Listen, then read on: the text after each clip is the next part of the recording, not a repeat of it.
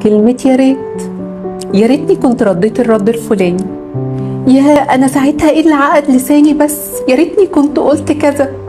يا لو كنت قلت الجملة دي كنت ارتحت قوي. الكلام ده عادة بيدور بينك وبين نفسك لما بيكون الموقف خلص خلاص، ورجعت قعدت لوحدك وبدأت تتخيل سيناريوهات جديدة كان ممكن تجاوب بيها، بس للأسف الوقت اتأخر خلاص.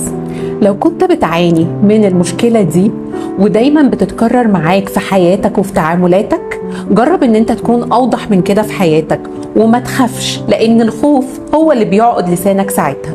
بالعكس، خليك واضح مع نفسك وصادق مع نفسك ومع الناس مهما كان رأيك، واوعى تخاف.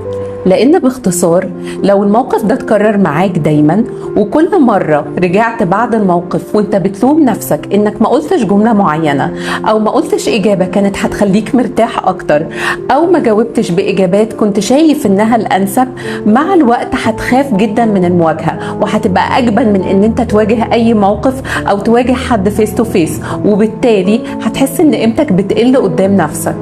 علشان كده نصيحتي ليك ان انت في اي موقف واجه وبقوة وبصراحة، وخليك واضح وصريح وما تخافش من اي حاجة، وقول اللي نفسك فيه بس في حدود الادب والاخلاق.